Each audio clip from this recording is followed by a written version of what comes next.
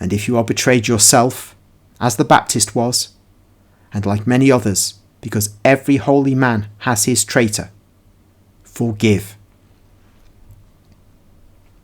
Forgive the traitor more than you would forgive anybody else. Forgive as God forgave men, and as he will forgive.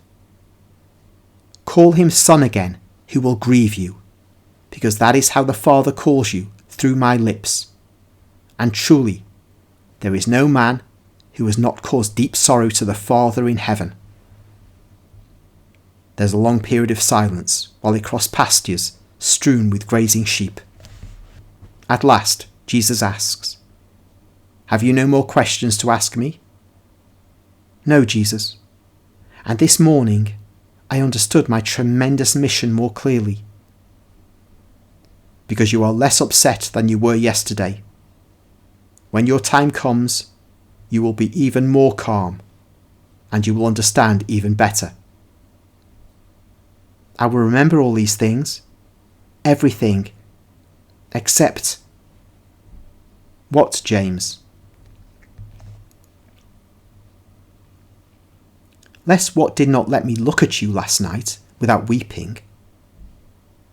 What I do not really know whether you told me, and whether I should believe it, if really told by you, or whether it was a fright by the demon. How can you be so calm if that should really happen to you? And would you be calm if I said to you, that shepherd is dragging himself along with great difficulty because of his maimed leg? Try to cure him in the name of God? No, my Lord.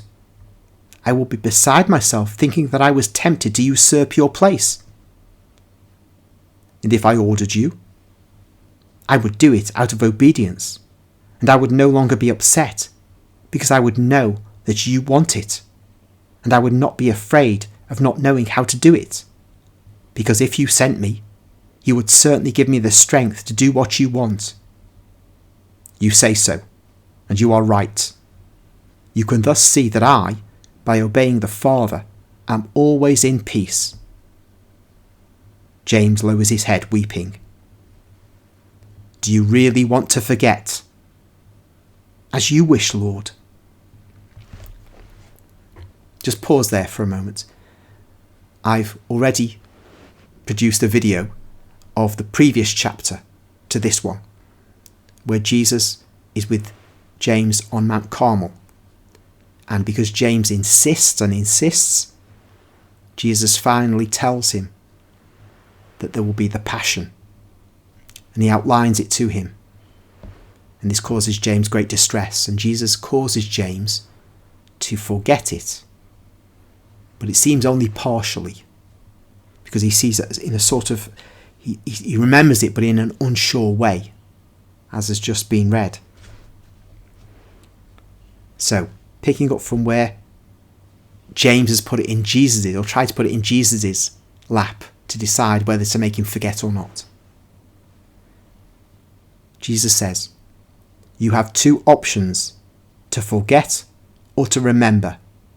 By forgetting, you will be relieved from sorrow and from the necessity of being absolutely silent with your companions, but you will be left unprepared.